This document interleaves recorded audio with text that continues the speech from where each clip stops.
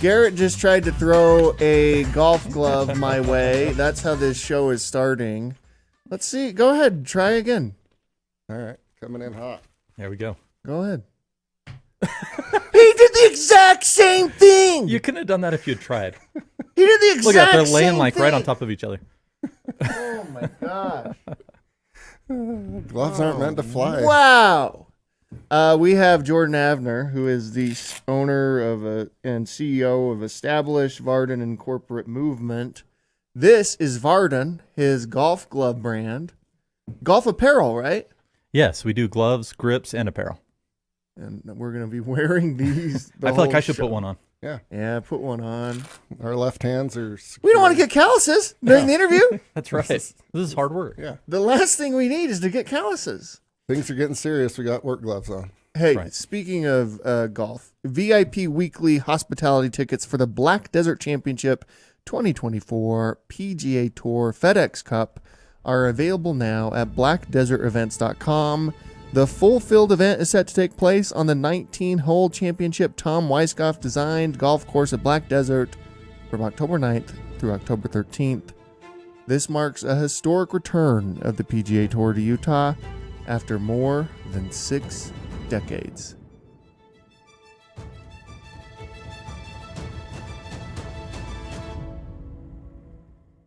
We got to get one of the players to wear one of these. That's right.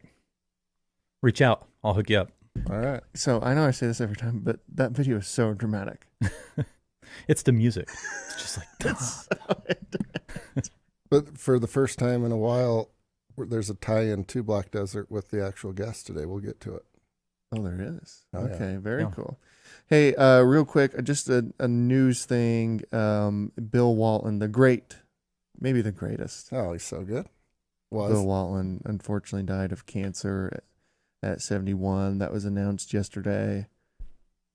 One of by far my favorite announcer of all time, Oh, yeah. far and away. Or do they call him a color commentator? I Color can't remember. commentator. Color guy. Yep. Analyst. By far my favorite of those.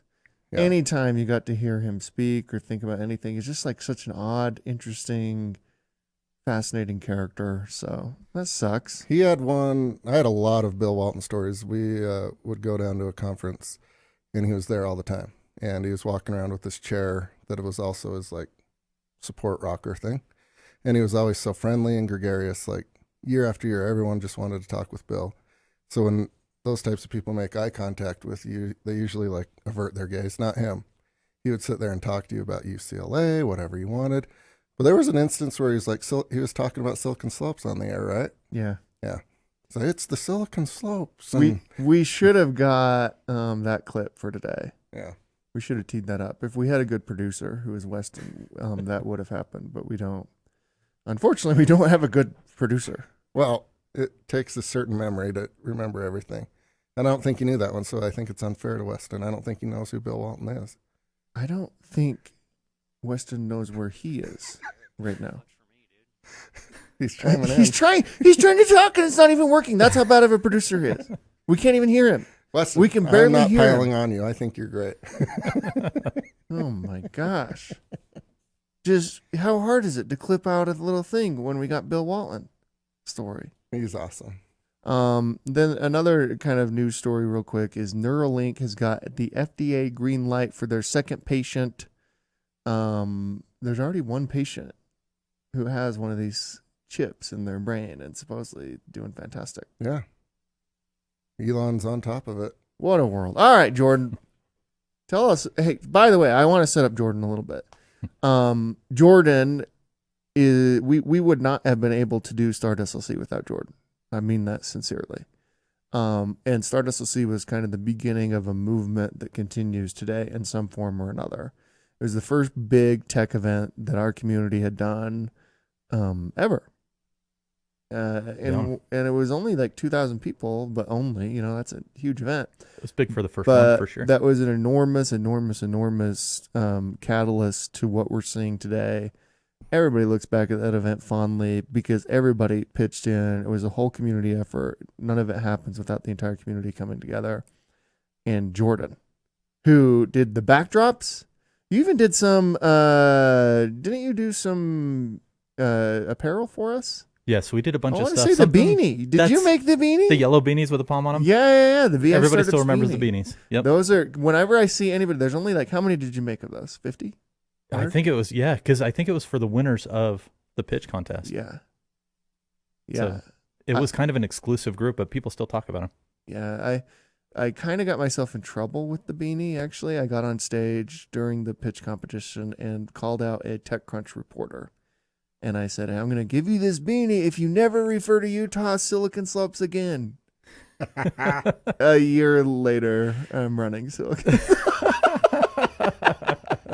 That's what happens with some mergers and acquisitions. That's what happens. Josh tweeted out that night, Silicon Slopes is great. Anyway, so Jordan, how are things going? Doing good. Man, that was a long time ago. Do you remember what year that was? 14 or 15. 14 or 15. We would have been Yeah. working on it in 14, but I think it happened in 15. Yeah. I think it was January 15. Man, that was a long time ago. It's funny. Time just keeps going by quick. So today is actually my anniversary. So 19 years. Congrats. Wow. So I don't know if you guys, same thing, like when an anniversary hits, you start thinking like, man, where does time go? Just, Yeah. I don't know. 19 years has gone quick. Congratulations. Next year you have to buy some sort of present that's already been designated for hundreds of years. Right? Luckily, you got a year to prepare. That's right. We'll save up. And it's That'll be hopefully good. a golf glove. That's right. You can just switch the narrative to 20 years as a golf We'll just glove. change it. Yeah. Yeah, but no, that was like 10 years ago. Man, a lot has changed. You guys have done a ton with this organization over the last decade. A ton. So it's been really good. Yeah, probably too much, if we're being honest. Yeah. We should have focused a bit more. So you have, when I was working with you, you were doing corporate movement. I don't know if you had established or Vardon at that point, did you? No. Nope. So those are both newer. And so you're still doing corporate movement. Let's start with that one, the oldest one. Tell us like what corporate movement does, how you started it, all that type of stuff. Wow, how I started it. How much time do we have? Let's As long as you want, dude. So I'll condense the story quite a bit. In 2009, I was a partner with another organization where we actually did screen printing and embroidery. And if you remember, the recession was hitting. And I saw a huge opportunity with universities. And so that's kind of how corporate movement kind of started. It was like, let's start looking to approach universities with a very unique selling proposition. So we partner with campus stores, and then we enable them to sell to the rest of campus. So under their own name, they actually become the sales reps. They push it out. And so in 2009, I actually talked to other partners. They weren't interested in pushing it forward. And so I started corporate movement. And so that was, like I said, 2009. So we're coming up almost 15 years next year. But what we do, screen printing, embroidery, logos on swag, apparel, and printed items. So signage, like you were kind of mentioning with Start SLC, the backdrops, we were able to do all the shirts and that kind of stuff. And so graphic design is a heavy part of that. If you're familiar with Next Level Apparel with their shirts, we actually design their logo. And so cool. we do, design's a huge part of that. So branding and actually helping companies understand who they are and then connect with their audience. So I have a picture of me in front of the Start SLC sign that you made. Look like the biggest goober. It's awesome. Do you help with the checkout process at the university? Some of these universities trying to buy something is great. It's like going back to 92. It's very true. One good thing is all the stuff in the campus store is nothing we touch. So there's two different actually royalties. I don't know that this matters that much, but the royalty license that we have is actually called internal campus consumption. So it's everything not sold on campus. So imagine like a blackout game or leather pad folios or any of those kinds of things that are given out. Imagine like a club day, like all the tables. We do a bunch of those, a bunch of the items that are on them. And so it's all the different departments and colleges are going to the campus store because they see all the stuff in the campus store, but it's a totally different ordering process. If you're familiar with retail, you order and like 3-6 months later, you actually get it. With swag, you actually need it within a few weeks, sometimes even sooner than that. And so that's what we bring to them. So we make the ordering process for the colleges way easier than it is for the students. Interesting. That's cool. So yeah, sometimes, like I remember, this has been a few years, so maybe it's way better, but I'm going to call out my alma mater. I tried to buy a hoodie or something of UVU, and it was like I needed to code HTML. It's like, how much Python do you know? What do you know? Like, I'm just can I just hit checkout? Can I just hit one button to get out? Another one that is surprisingly bad at the checkout is Nike. Try buying something from Nike.com. They want a lot of info. It's surprisingly difficult. Now, I think they want you to order from the app nowadays, so maybe the app's better. But if you just go to Nike.com, it's pretty bad. I give up real easy if it's bad. Yeah. Bye. Yeah. Ask a question, Garrett. Get in here. Jumping ahead to Probably humiliated after he threw the gloves. 2 gloves. Notice how accurate it was. 2 for 2. Consistency, though. Like, they were laying on top of each other. Deadly accurate. The name's cool, and it has a historical tie-in, and golf is big on history. And it's also a grip. That's an correct. actual grip. Like, if you go to your first golf lesson, some PGA pro will be like, this is the old Vardon grip. That's right. Which is? Yep. Overlapping the fingers. Yep. Either that's interlock what that's or overlapping. called? That's called the Vardon grip. Okay. Yep. So yeah, that's what I do. I love it when companies and brands give homage to awesome dudes. But talk a little bit about him, and then as the inspiration for Vardon Golf. Yeah. So there's a lot to unpack there with Harry Vardon specifically, but let's back up just a little bit. We were actually out on the golf course, and one of my buddies hit a mulligan, and we just started laughing. We're like, dude, that's somebody's name. Like, imagine, hey, I'm going to take a Garrett. Like, so we started thinking as we were kind of conceptualizing. Mulligan is someone's name. I Right? didn't even know that. Sure. Oh, that's cool. Yeah. So it's kind of funny. That's as we were kind of brainstorming and trying to figure out like what it is that we're doing. What we really want to have happen is over the next few years for people when they're thinking of gloves and golf grips. And we're actually kind of a sneak peek. We're going to actually be building grip stations. We're in the process of doing that right now. We already have our first prototypes. But really when people are thinking of grip, we want them to be thinking about Vardon. And so it just seemed to make a ton of sense. So Harry Vardon actually popularized the Vardon grip. That's why it's named after him. He won his first Open like back in 1900. So he's an OG golfer. He was the first one to wear knickerbockers. When we think of OG golfers, that's what we think of. So he changed the apparel as well as the way the game was played. He was the first one to hit the ball into the air. Before that, they were hitting it low and kind of skipping it. They thought his swing was super ugly for like 5 years. And then he started winning everything. He's still the winningest golfer of all time. Yeah. And they were like, oh, like let's pay attention to this. So he was drifting from tradition in the right way. So he wasn't giving tradition the finger, but he was actually like, let's do things better. And that's really kind of what we're trying to encompass. So it's like, it just made a ton of sense for Vardon to be able to be that. And then we were able to get Vardon.com, which if you're familiar with how hard it is to get URLs. It's hard. So anyways, yeah, everything's just been really kind of rolling forward really quickly. Whose last name was Divot or Shank? Shank. Shank has to be someone's last name. Oh, he shanked it. Yep. There's Shank. Poor Shank. He always goes that way. You can never hit it straight. It's like, I just want to be a part of the club and be... They're like, no, Shank. Every outta here, crappy Shank. shot is named after you. Good thing he did that before I came around because, yeah. Freaking Shank can't hit it. Like that. That is now you. That's associated with you. Good luck. Worldwide. Yeah. He's famous. A lot of different stuff goes into like a good golf glove, right? Yeah, And absolutely.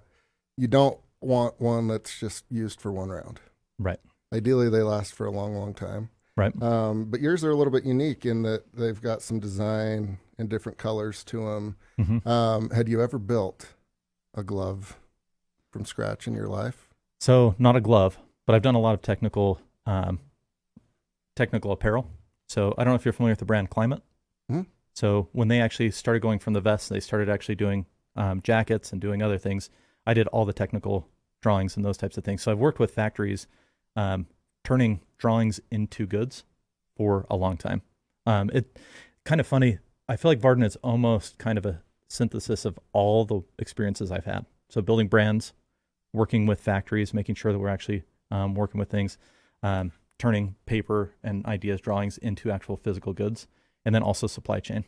So Corporate Movement, the swag company, we have over 4,000 suppliers that we actually work with. A lot more than actually most promo companies because I had a ski company and had other things as well. And so we have a lot of different ends with other organizations and factories. So the supply chain was a huge part of Vardon as well. Yeah. And then just kind of the selling process. So it's kind of a culmination of all those things. So no, Yeah. gloves, no, not yet. I was talking to you a little bit earlier. There's actually some other companies that do make gloves. When they saw ours in different sports, they were wondering if we can actually OEM produce their gloves for them, because they were like, man, I love the quality. We need to introduce you to our team. And so we're actually working with some other companies it won't say Vardon on it, but we will probably be producing their gloves. That's cool. Yeah. So, because this would be a good skeet shooting glove. I mean, I've already got the wheels churning. Another pain point is you wear out your grips. Yep. And it's one of those things where it's like, I'll do that next week. I'll do that next month. I'll do that next year.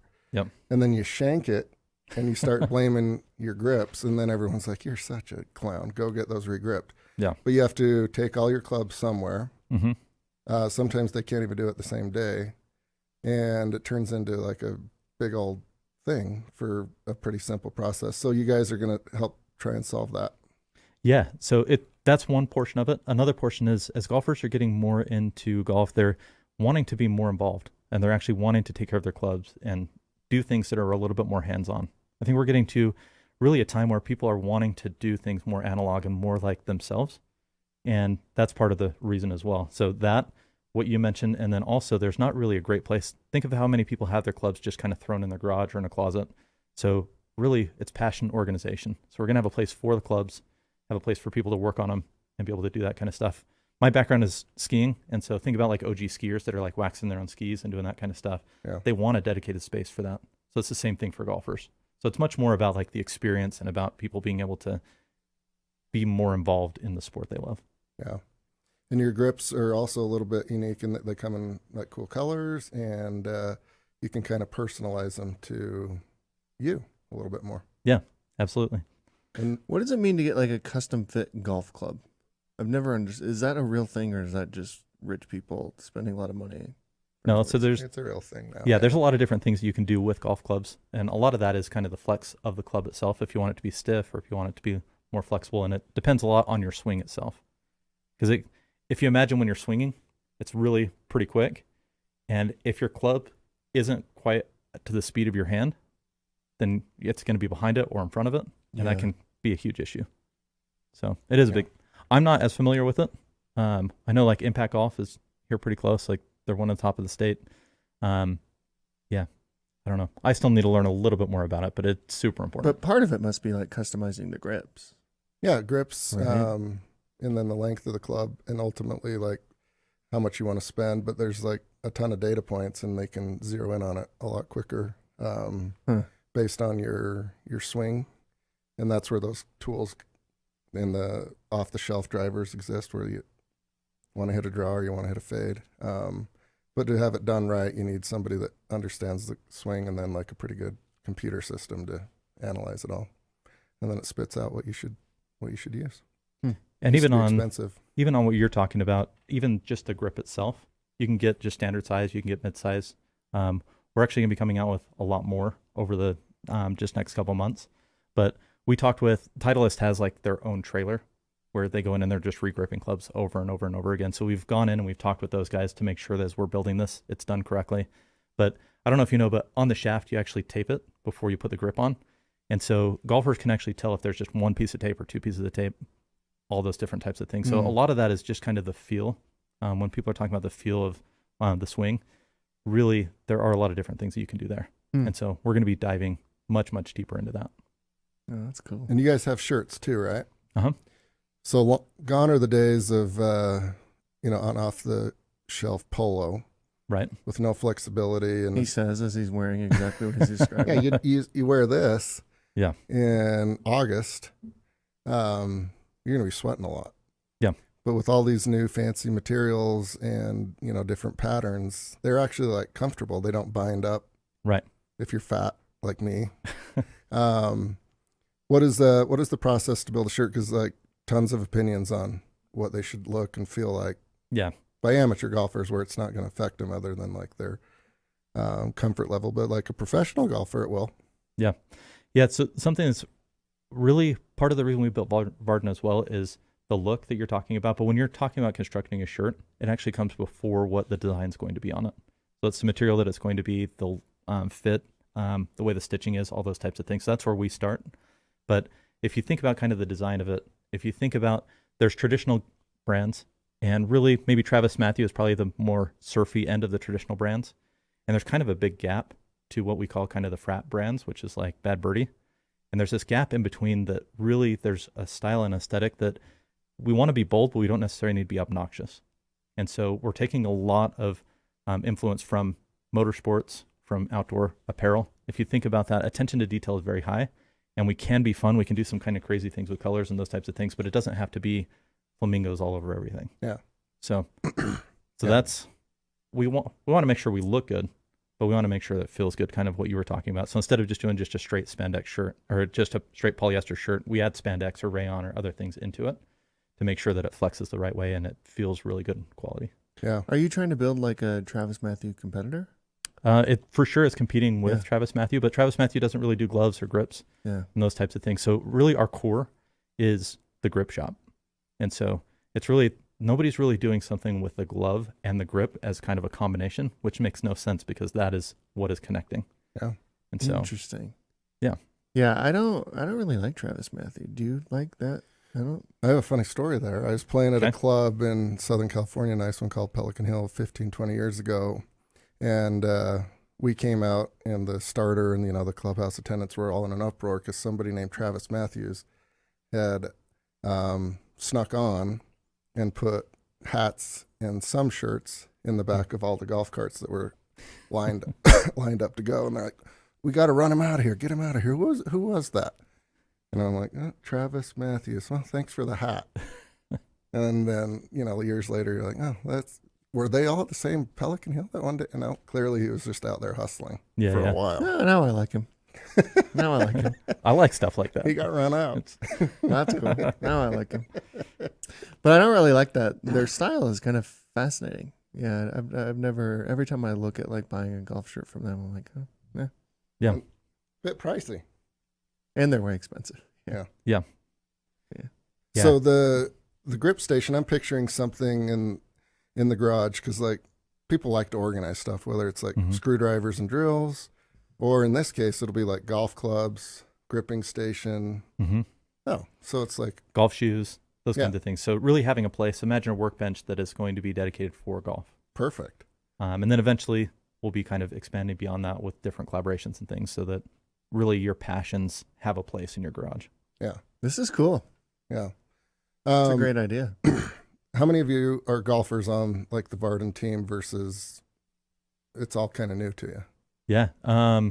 So we have had different interns, and as we've had interns, some of them have had way less experience in golf or almost no experience. But the core team, we're all golfers. Okay. And when I say golfers, if you guys ever go golfing with us, you'll be like, okay, you may be golfers, but maybe you're not scratch golfers. Right. Like, I don't know. But I've been playing for years. A lot on the team have. And so, yeah, it's core to what we do. It's not just what product can we choose. It was actually, we were out on the course and we're like, we need to do something about this. And we need to really create a brand that really represents and something we're stoked to wear. Like this flannel is a Vardon flannel. Oh, nice. Right. So you don't typically see a flannel with a golf company. Yeah. But when we're mountain biking or doing other things, like we want to be wearing our brand. Yeah. So. I went to an event y'all had a couple of weeks ago, and I think Vince is his name. The emails leading up to like just a pretty small event. Yeah. Were so great. They were like funny and every detail was in there. But I went and hit a couple of balls and learned about y'all and learned that you guys are trying something pretty big here as far as a tournament, and this is the Black Desert tie-in. Yeah. Something that I'm surprised doesn't exist or it wasn't successful if somebody else tried it, but explain a little bit about this tournament. Yeah. So it's a league leaders tournament. So what that means, all the men's leagues that are across the state at different golf courses, and even some simulators are starting to create some leagues, but we want to have a best of state between all of the leagues. And so in November, we're actually going to be having a tournament. It's going to be at Black Desert. It's going to feel like a PGA tournament.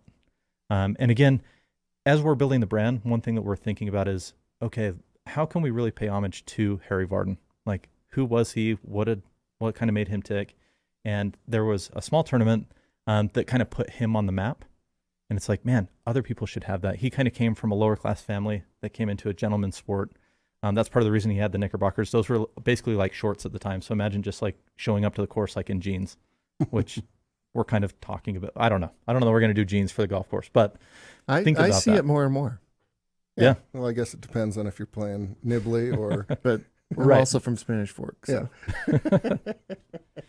So the tournament, though, is going to be something that really kind of the average people that really aren't thinking they're going to be on Korn Ferry and then move up to PGA and those kinds of things, they have a place where they can actually be on the map. Mm-hmm. So it's going to be Best of State here in Utah this November. It's the League Leaders Tournament down at Black Desert. So if you win like your men's league in Spanish Fork, you are playing in this. Or if you won it in Alpine or... Yeah, so it's going to be up to each course. They're actually going to be sending 4 that represent their course. And it's kind of interesting. I've kind of put myself in the shoes of like, imagine if you had a course. There's going to be some people that you're like, okay, they can win the league. But there's probably going to be some that you're going to be like, man, sometimes they just like knock it out of the park and they kill it. And sometimes they maybe don't play so well because they're taking risks and doing those kinds of things. If I were head of a course, I'd probably be sending both of those people. I love it. I love it. Right? Those that are risky are probably going to end up more in the middle of the pack rather than in the top. But man, that would be one of the 4. So there's going to be 2 different things. It's going to be an individual winner and there's going to be a team winner as well. It's kind of like the Ryder Cup. Yeah. That's right. This is Sweet. cool. It's going to be good. And you guys put the onus on like the head pro, I would assume, or like, you know. Yep, Has on the no court. one ever done this before? This is awesome. So back in the day, they did have something that was similar to this, but it just kind of fizzled out. And I think it was just because they were trying to just, well, actually, I don't even know. I'm not going to try to put things in. It's For some reason, they logistically kind of very stopped doing hard. it. It is. It's a ton of work. Yeah. Yeah. That's where, But nobody's 'cause doing it currently. So Now they are. now they are.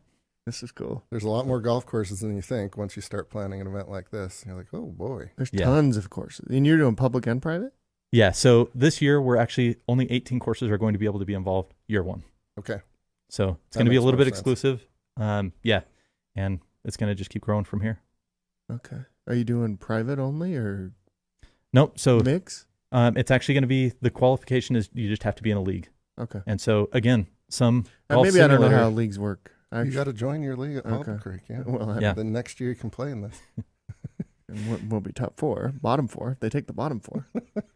Yeah. So it's one thing that's interesting is we really want to be talking with the people that are really influential for golf in the state. Obviously, this is going to continue outside of Utah, but here in Utah, it's really important for us to be able to be having communications and having direct ties to those that are like core to golf. And that's not necessarily the people that are playing on tours or the people that are actually at universities playing. It is those people as well. But imagine those people that golf is their life. This is something they do day in and day out, and they actually have it set aside. The golf leagues, they actually are playing every single week, and they have kind of mini tournaments within their league. Yep. And then there is kind of the best of the league at the end of the year. So really tying into them is super core to us. That's cool. A good men's league run well is like so fun because it's they're all genuine friends. Mhm. There's all these competitions, and like you set your calendar to the 3 or 4 events that it has. It's usually Thursdays, and ladies' leagues are Tuesdays. So if you show up and Are you in a league? Yeah. Oh. you can't play on Thursdays or Tuesdays usually in the afternoons because it's the core group. To your point, like these are the Yeah. ones that take it pretty serious. Huh. Mm-hmm. That's cool. Yeah, I it's didn't know great. you were in a league. Oh yeah. Anytime you can get together with folks and act like you're 12 again, sign me up. Oh, yeah. Yeah, for sure. That's the beauty of golf. Then, so that's Vardon. We talked about corporate movement. Tell us about Establish. Yeah. Establish, it's interesting. Establish started a couple years ago. Really, as I've been building businesses, so I've done nonprofit work. I've done several different businesses outside of what we've been talking about. And a lot of people that I've been working with, I really like to give back. And so often I've been sitting with them and helping them know kind of how to bring products to market or how to do marketing and really kind of take their company, solidify, and then scale it. And over they were like, can I pay you to do these services? And I was like, no, like I'm happy to help. And after about a decade plus of that happening, I was like, why don't we start an organization that can help companies in this way? And so what Establish is actually helping companies, again, like I said, solidify, so get their processes in order and get to a place where they can actually take it and scale. So not just grow, but actually take their company and scale. So the revenue is growing faster than their expenses. And so that includes, we can step in as like an executive level, whether it's like a chief process officer, chief marketing officer. We can actually do fractional teams, whether that's web dev, whether that's media buyers, whether that's actually shooting and creating video, or doing digital marketing, all the traditional marketing, all those kinds of things. We can actually fill the gaps wherever a business is at. So typically it's a company that's maybe 20 million or larger in revenue a year, and they're doing what they do really, really well. So we're not a good fit for established is not a company that's trying to figure out what they're doing. It's somebody that knows what they're doing. And there's a ton of operators that, man, really understand their business really well. And they just need to understand some of the other parts of it. And so we really look at every single stakeholder. So stakeholders are the employees, potential employees, even the suppliers. It's their investors, it's the communities that they're in, and create intentional interactions in each of those areas. So, that's cool. Yeah. I love it. I could talk about that for days. Like it's so fun helping companies really grow. It's helping them understand themselves to an intimate level, understand that stakeholder and see the overlap. And like, man, magic happens when you can actually do interactions where that overlap is. Yeah, that's cool. That's way cool. All right, final question. Yeah. Can you make the Beehive Startups beanie again? Absolutely. Like the same one? I'm not kidding. Those would go gangbusters. That's like the most popular piece of merch that we've ever produced ever. Yeah. Let me check and see, because that Let's was, do it. again, like a decade ago. Yeah, that's why I'm wondering. Let me check and see. All that? Yeah. I will let you know today. We Okay. can give you an original. Do you still have some? I have one. You can't wear it because people say, get me one of those. Yeah, you Yeah. can't wear it. Like, it is so popular when it is worn. It's crazy. Yeah. And again, we only had like 50 of them. And yeah, most of them were just thrown out or given to like people who did the pitch. So yeah, we should do that. Okay. I'll let you know today. Okay. Love it. Cool. Hey, all right. So tomorrow we have Alan Matheson. That's a big deal. Yep. He runs 700 acres. the Point of the Mountain State Land Authority. So basically, he's in charge of what's going to happen at the old prison site. Nobody has an opinion on what should happen there. So call in. Can you call in? I don't know if you can call in. Yeah, you can use the duck phone. Call in. And if you have opinions, we'll tell him. All right. We'll see everybody tomorrow.